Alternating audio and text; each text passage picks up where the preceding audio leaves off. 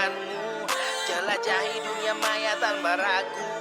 Banyak tahu ya, terus maju ya. Aman bersama ya, aman bersama ya. Kendali di tanganmu. Jelajahi dunia maya tanpa ragu. Banyak tahu ya, terus maju ya. Aman bersama ya, aman bersama ya.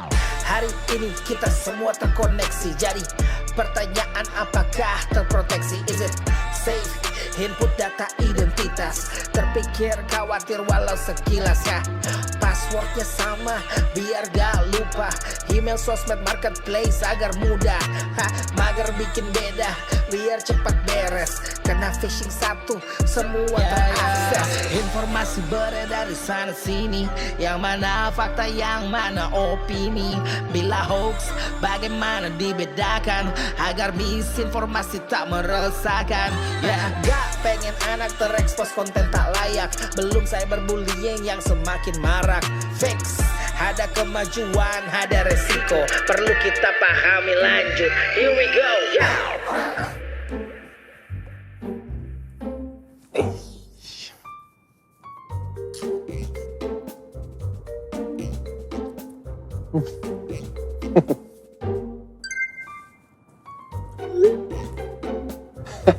Saja.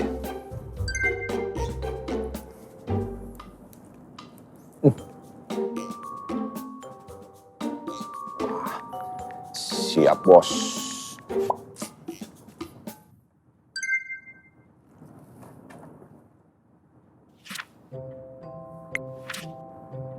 Apaan nih?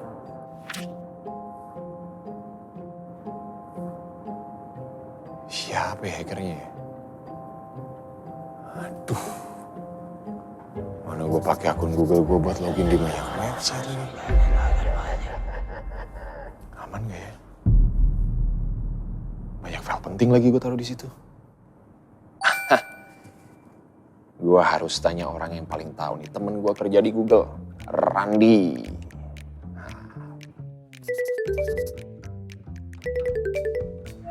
Hei, bro, Randi. Oh, Darius, ya apa kabar? Lumayan. Lu gimana? Apa kabar? Lagi sibuk gak? Enggak, ini baru aja selesai bikin bakmi nih. Gimana? Ada yang bisa dibantu, Darius? Ya. Hihi, Bami. Mantep banget tuh. Iya nih, sorry gue mau ganggu waktu lu sebentar. Jadi gue sebenarnya mau nanya. Barusan tuh gue dapat notifikasi di Gmail kalau ada orang yang coba masuk ke akun Google gue, Ran. Dan kan bukan gue ya. Jadi gue tadi langsung buru-buru gitu ganti kata sandinya. Tapi sebenarnya gue tuh udah bener-bener aman belum sih? Lo managing director di Google Indonesia kan? Pasti ngerti lah kalau gini-gini mah. Ya kan? Wah, oke. Ini topik yang cukup besar ya, Darius. Tapi memang sih cukup penting sekali ya. Gue jujur aja tersanjung nih, lo langsung kontak ke gue. Sebenarnya jujur aja sih, gue juga bukan ahli banget ya. Di Google sendiri tuh ada ribuan staff yang kerja keras untuk membuat produk kita selalu aman untuk semua orang. Tapi bisa sih gue sharing sedikit ya mengenai how it works dan juga mungkin kasih sedikit tip hal-hal simple yang bisa lo lakukan supaya pada saat lo menggunakan internet lebih aman. Gimana? Bisa ya? Wih, pasti dong. Oke. Langsung aja deh kalau gitu. Kayaknya lebih seru nih kalau ada animasinya. Kok gue jadi kayak... Karakter dari Kok Bisa? Emang iya. Oke. Kita langsung mulai aja ya dengan masalah account Google lo.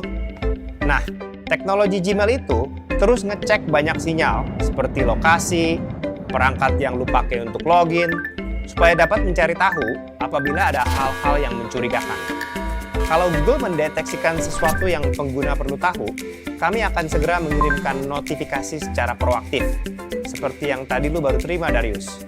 Lu juga bisa terima notifikasi untuk hal-hal seperti lampiran email yang mungkin berbahaya atau di Google Search saat lu klik ke situs yang mencurigakan. Oh iya, gue inget pernah lihat ini. Iya, sebenarnya tindakan lu sudah bener banget bro, karena lu langsung bacain notifikasi dan langsung di action. Bagus, hebat. Tapi apa Google ngirim notifikasi untuk setiap hal yang mencurigakan? Kan banyak banget. That's a great point. Nah, inilah di mana teknologi security yang sudah di-built-in di produk-produk kami bekerja keras. Banyak sekali isu-isu yang berpotensi untuk bermasalah yang ditangani di belakang layar. Supaya pengguna Google seperti lo nggak usah ngapa-ngapain. Gue kasih contoh ya. Gmail itu sendiri ngeblok lebih dari 100 juta spam dan phishing setiap hari di seluruh dunia. Kalau ada yang salah dideteksikan sebagai spam, dengan satu klik saja, email yang save itu bisa langsung balik ke inbox lo. Google Play juga ada yang namanya Google Play Protect yang nge-scan sekitar 100 miliar aplikasi setiap hari untuk mendeteksikan malware atau masalah-masalah lainnya. Teknologi keamanan kami terus akan kami tingkatkan. Oleh karena itu, kami terus melindungi lebih banyak pengguna dengan blokir malware, percobaan phishing, spam, dan potensi cyber attack lebih banyak dari perusahaan-perusahaan lain di dunia. Wah, bagus tuh. Apalagi cyber attack kan makin lama makin canggih ya. Bener, tapi unfortunately bukan cuma itu aja bro. Bahaya yang lain untuk security juga bisa mencakup iklan loh. Lo kan nggak mau kalau ngeklik iklan yang ada malware atau mungkin promosiin barang palsu kan. Nah, ini adalah hal yang sangat serius banget untuk Google. Dan setiap tahunnya kami memblok miliaran iklan yang problematik. Rata-ratanya sekitar 100 iklan setiap detik. Kita bisa melakukan ini dengan cara kombinasi dari human reviewers, manusia, dan juga dengan menggunakan machine learning. Lu juga bisa kontribusi lo bro. Laporin aja kalau ada iklan yang nggak benar. Oh, jadi kalau gue lihat iklan undian berhadiah yang kayaknya scam, gue harus laporin ya? Great example.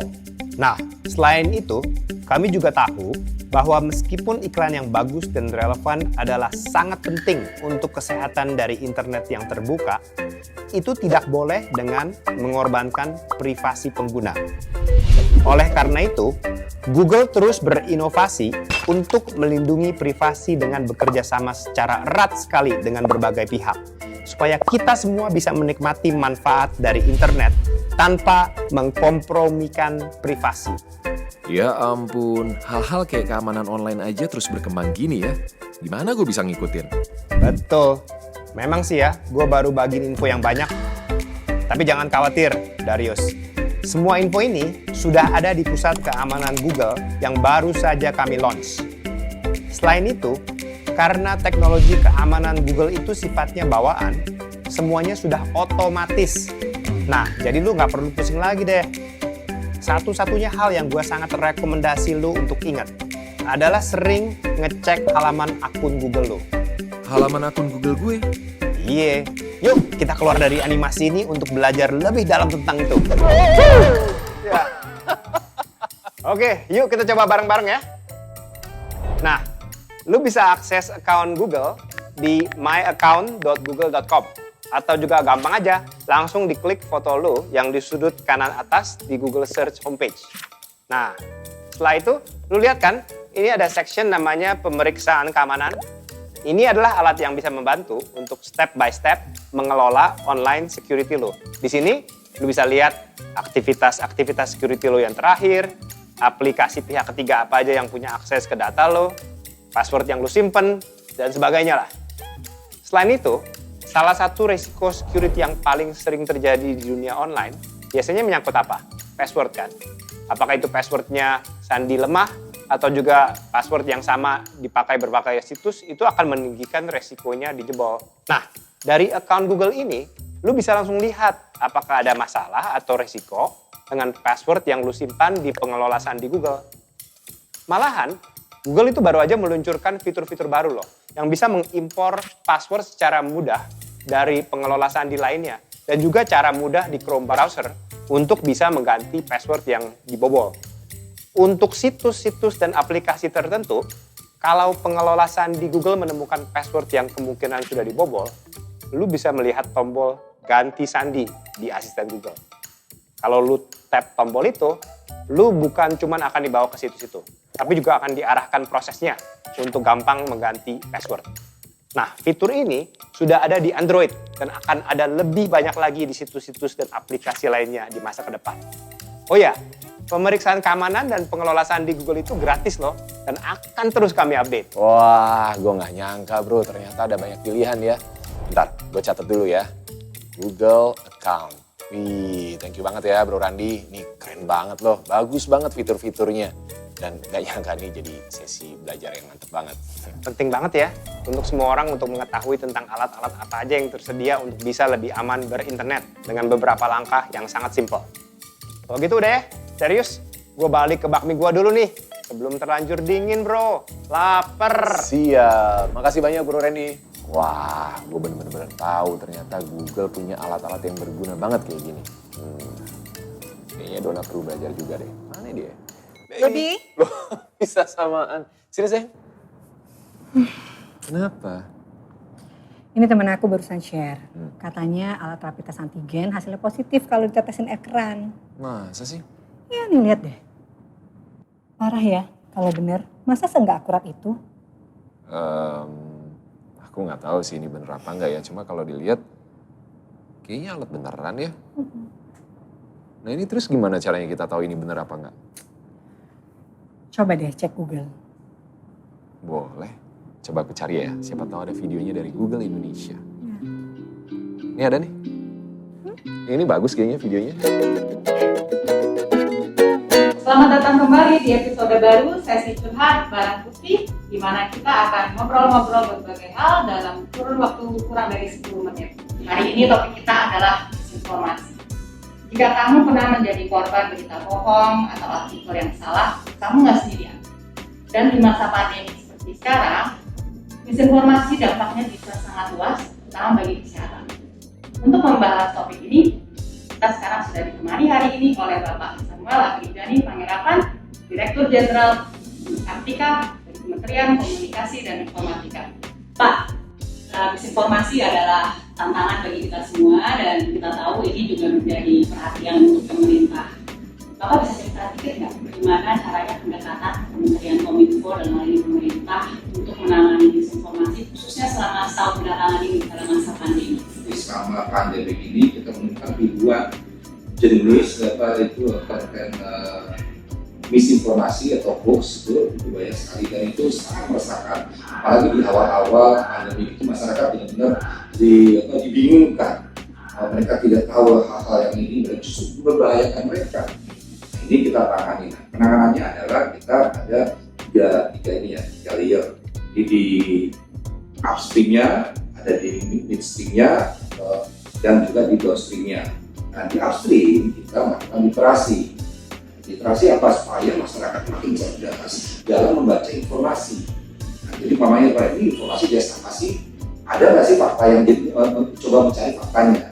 Jadi ini kita ajarin supaya mereka lebih cerdas dan mereka selalu mencari sumber yang bisa dipercaya.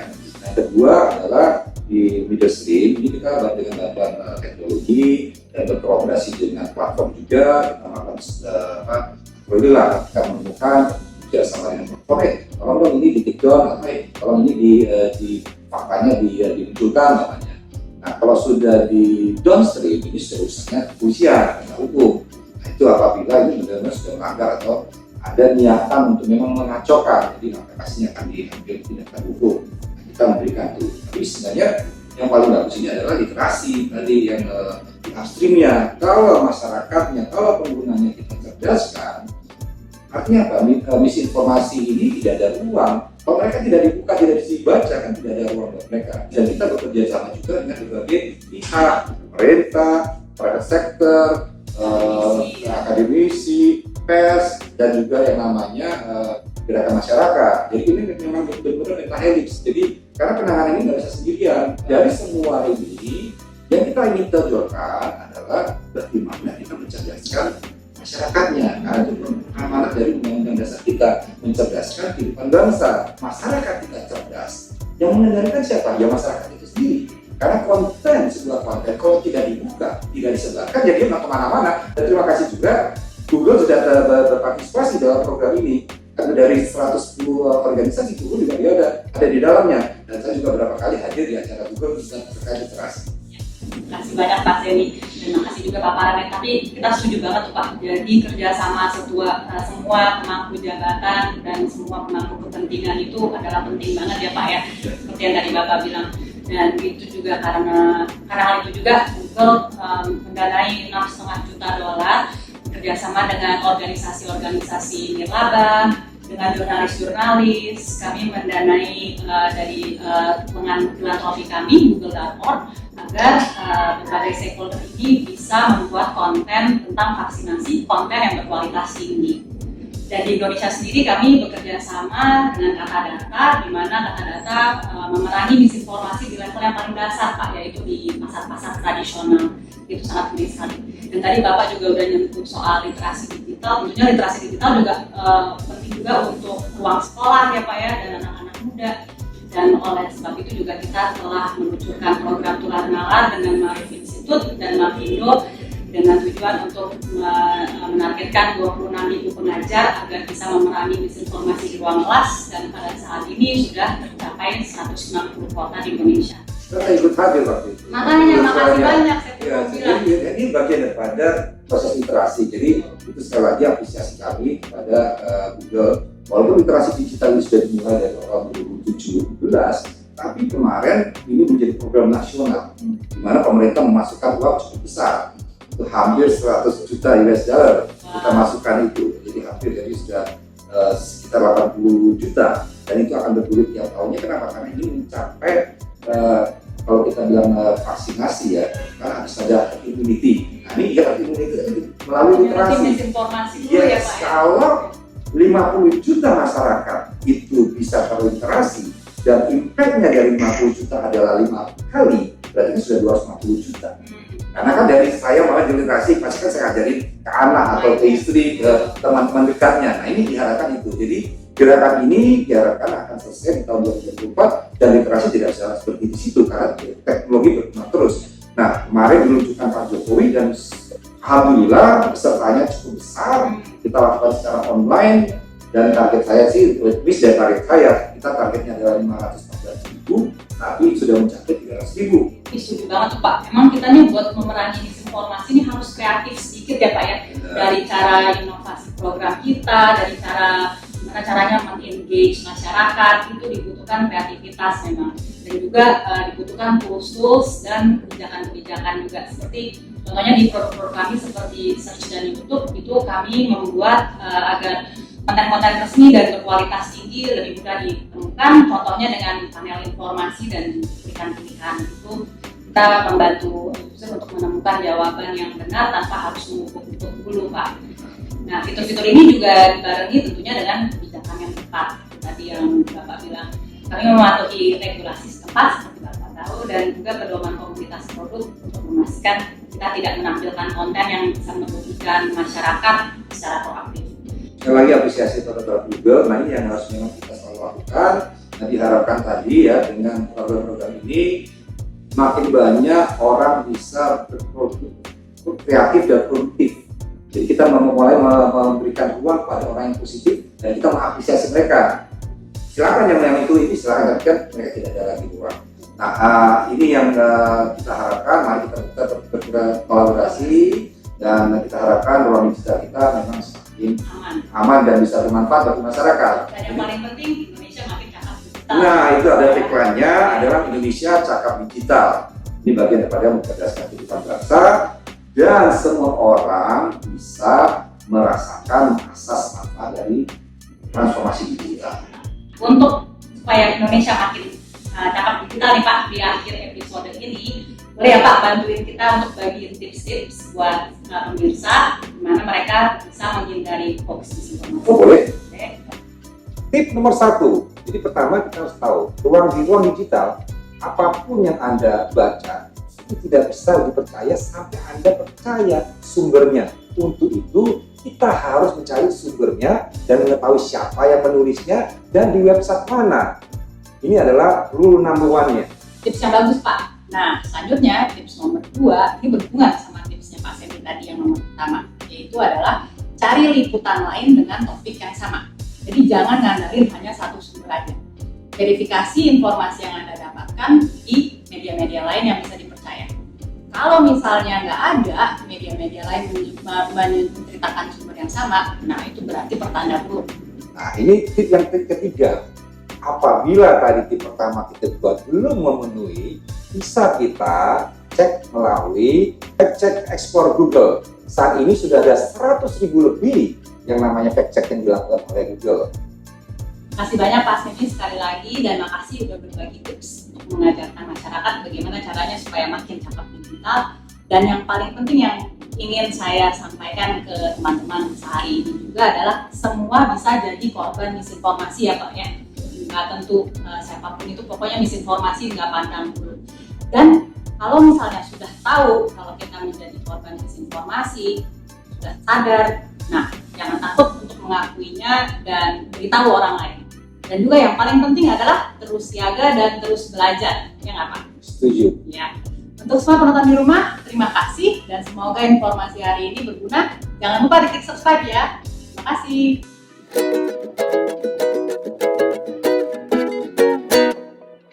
Bagus informasinya. Iya, tips-tipsnya juga praktis banget, ya kan? Kayaknya aku nggak bakalan kepikiran deh sebelumnya ke sana. Kita cek yuk fakta artikel yang tadi. Boleh. Ya. Ketahuan kan, hoax. Pantes saja paling atas lagi. Bener-bener deh, cuma cukup satu langkah ekstra untuk verifikasi informasi. Ma, Pa, boleh minjem HP-nya nggak? Buat apa lagi? Kamu kan udah main dari sejam yang lalu. Apalagi sih? Biasa dia nih, anaknya kerjaannya main handphone terus. Udah selesai belum PR-nya? Kan ada yang dipulih besok. Dikit lagi kok, Ma. Nanti aku kerjain lagi habis makan siang. Temen-temenku udah pada nunggu. Temen kamu yang mana lagi sih, Boy? Temen yang di online itu. Lagian nggak baik lagi main handphone terus. Udah berapa lama kamu main hari ini? Belum lama kok, Ma. Paling bisa dia. Tapi kayaknya Papa tahu solusinya. Jadi beberapa bulan yang lalu Papa sempat ikut program Keluarga Tangkas Berinternet yang ngebahas tentang bagaimana caranya keluarga punya kebiasaan digital yang baik. Nah sekarang mudah-mudahan kita bisa ngobrol sama teman-teman Papa dari program itu ya. Mudah-mudahan mereka nyaut ya. Oke, pas banget nih kebetulan. Kayaknya mereka bisa ngobrol sama kita. Jadi Oboy nanti bisa dapat poin-poin yang bagus, bisa dapat nasihat yang oke ya. Ya. Dengerin. Oke. Hai Bu Dina, Mbak Veronica. Halo Mas Darius, senang sekali kita terkoneksi lagi di sini. Halo Mas Darius, Mbak Dona, Lionel dan juga Ibu Dina, apa kabar? Baik. Ini Lionel, anaknya itu ya samalah kayak anak-anak pada umumnya ya. Suka banget main game di handphone. Nah pertanyaannya sebetulnya bagus gak sih kami sebagai orang tua ngebolehin dia main game seperti itu? Emang sih game tuh seru banget, aku juga main sih. Jadi wajar anak seusia Leo ini seneng main game. Pertanyaan papamu tadi sebetulnya sering banget ditanyain orang tua pas webinar Keluarga Tangkas Berinternet bersama Google. Intinya sih nggak ada aturan yang baku itu. Tapi banyak jenis game dan juga banyak alasan orang kenapa anak-anak tuh main game. Nah, jadi barangkali main game itu adalah cara untuk membuktikan kemampuan diri, terhubung bersama teman-teman, atau barangkali cuma ingin bersenang-senang saja. Yang lebih penting yang kami sampaikan juga dalam Tangkas Berinternet adalah kita harus berdiskusi barengan dalam keluarga dan memutuskan bersama keseimbangan seperti apa yang ingin dicapai dengan game itu dan perangkat digital kita. Misalnya begini, kita nggak mau nih anak main game pas makan malam bareng keluarga. Atau kita ingin anak seimbang antara main game dan main di luar rumah. Lionel, kamu punya hobi apa sih selain main game? Aku suka main bola kayak Papa. Masa? Kok belakangan mama kayaknya jarang liat kamu main bola? Duh nih anak-anak saya juga sama aja dan ini juga terus jadi diskusi di keluarga kami. Ini juga salah satu hal penting yang diajarkan oleh program Tangkas Berinternet. Dan kita selalu mendiskusikan semua hal ini sama-sama. Kita harus mendengarkan pendapat setiap anggota keluarga dan juga menepati peraturan yang sudah dibuat bareng-bareng untuk seluruh keluarga. Maksudnya, kalau aku nggak boleh mainan HP pas makan malam, Mama juga nggak boleh? Betul Lionel. Tapi saya ada pertanyaan lain nih Bu Dina. Tadi kan Bu Dina sempat bilang ya kalau game itu adalah cara untuk terhubung dengan teman. Tapi gimana kalau main game dengan orang yang dikenal? Kan pastinya saya khawatir dong. Itu pertanyaan yang penting banget. Jadi tujuannya di sini bukan untuk menakut-nakuti anak biar menghindari orang yang tidak dikenal, tapi buat membantu Lionel agar tahu saat seseorang melakukan sesuatu yang kurang pantas dan memberitahu Lionel bahwa dia bisa loh ngomongin ini kepada orang tua dan bahkan melaporkan secara online. Jadi program Tangkas Berinternet bersama Google itu memberi banyak sekali panduan tentang keamanan online buat orang tua, termasuk cara berinteraksi dengan orang yang tidak dikenal yang anak-anak temui pas online. Mungkin ada baiknya kita lihat bareng-bareng programnya sekarang aja gimana. Pertama, ketik g.co/Tangkas Berinternet. Di sini kita bisa lihat ada banyak resource buat guru dan juga orang tua. Ini penting karena semua orang yang terlibat dalam hidup seorang anak harus siap membantu mereka supaya mereka merasa aman waktu online. Nah, sekarang kita buka bagian keluarga. Di sini ada panduan keluarga untuk membantu kita ngebahas berbagai topik. Misalnya, cara bikin sandi yang kuat atau menangani kasus bullying online bersama keluarga. Betul, dan sejak awal tahun ini Google dan Sejiwa bekerja sama untuk melatih lebih dari 165.000 orang tua dan pengajar untuk tangkas berinternet lewat webinar. Jadi kedepannya kami ingin terus mengembangkan aktivitas ini. Sebenarnya kami juga baru-baru ini meluncurkan kurikulum baru untuk pengajar di situs kami. Sekarang ada lebih banyak topik yang dibahas. Dari cara terampil menggunakan Google Search sampai cara mempraktikkan empati saat online. Kalau Interland ini apa ya? Aduh, kamu matanya tajam banget ya. Interland itu game yang kami buat untuk anak-anak kayak kamu dan biar mereka semua bisa latihan macam-macam hal yang dipelajari di program ini. Tuh lihat di sini ada 4 kerajaan dengan berbagai macam aktivitas yang bisa kamu coba nanti. Wah, keren banget nih. Jadi pengen coba. Iya, emang keren banget, Boy. Nah, sebelumnya tadi juga Randy ngasih tahu saya tentang pemeriksaan keamanan dan pengelola sandi. Nah, selain Tangkas Berinternet, apa ada alat lain dari Google yang bisa membantu kita mengatur kebiasaan digital anak-anak? Ada dong, pertanyaannya bagus-bagus semua nih. Aplikasi terpenting yang harus kita tahu itu Family Link. Family Link ini bisa bantu orang tua mengelola penggunaan perangkat oleh anak-anak. Misalnya, kita bisa memeriksa dan menyetujui aplikasi sebelum di-download sama anak kita. Kita bisa memeriksa laporan aktivitas aplikasi untuk tahu aplikasi mana sih yang paling sering digunakan oleh anak-anak. Dan karena kita udah tahu nih berapa banyak sih waktu yang mereka habiskan, kita bisa menyetel batas waktu pemakaian perangkat setiap hari. Dan semua ini gratis dan bisa dipakai di Android dan juga iOS. Kayaknya nih kita butuh banget tuh. Ngomong-ngomong soal aplikasi, ada saran nggak aplikasi apa yang seru buat keluarga dengan anak-anak? Saya belum tahu banyak nih soal ini soalnya. Jadi biasanya cuma biarin anak untuk download sendiri apa yang mereka mau. Gimana ya? Kalau soal aplikasi, saya punya beberapa saran. Kalau mau cari lebih banyak konten yang cocok buat Sabrina nih misalnya, saya sarankan pakai aplikasi YouTube Kids aja. YouTube Kids ini sebuah aplikasi tersendiri yang lebih sederhana dan juga lebih aman untuk digunakan oleh anak-anak. Di sana ada 3 jenis setelan konten yang bisa dipilih oleh orang tua, sesuai dengan usia anak tentunya. Ada juga kontrol untuk orang tua, seperti timer untuk mengontrol screen time. Lalu fitur untuk memblokir video atau channel tertentu.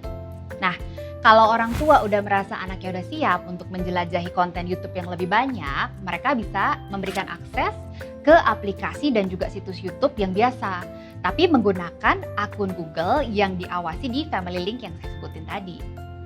Fitur beta ini juga punya beberapa setelan konten dan juga fitur tertentu yang dinonaktifkan. Misalnya untuk pembuatan channel, live chat, dan juga pembelian. Jadi anak tuh nggak akan beli barang secara nggak sengaja dari HP kita. Saran kedua saya adalah coba cari aplikasi yang sudah disetujui oleh pengajar. Nah, ini fitur yang kami luncurkan baru-baru ini di Play Store. Kami bekerja sama dengan pakar pendidikan dan juga guru-guru di Indonesia dan juga seluruh dunia untuk membantu orang tua mencari konten yang cocok untuk anak-anak. Sekarang ini udah ada ribuan aplikasi lokal yang ditandai disetujui pengajar. Dan kami akan terus menambah jumlahnya. Nah, caranya menemukannya gampang banget. Klik aja tab anak di Play Store untuk lihat-lihat. Terima kasih buat semua infonya ya Veronica dan Ibu Dina. Kayaknya segitu aja biar nggak ngerepotin. Iya, nggak masalah. Seneng banget kok diajak ngobrolin soal topik ini. Sampai jumpa ya Mas Darius dan Mbak Dona. Dah. Bye. Bye. Jadi gimana? Masih mau pinjam HP Mama? Oke, kita bikin peraturan dulu bareng-bareng ya. Kamu boleh main berapa lama? 20 menit aja. Habis itu, aku mau main sama Diego sama Sabrina.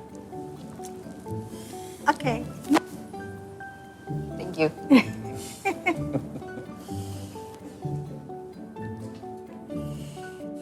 Seru ya paginya kita.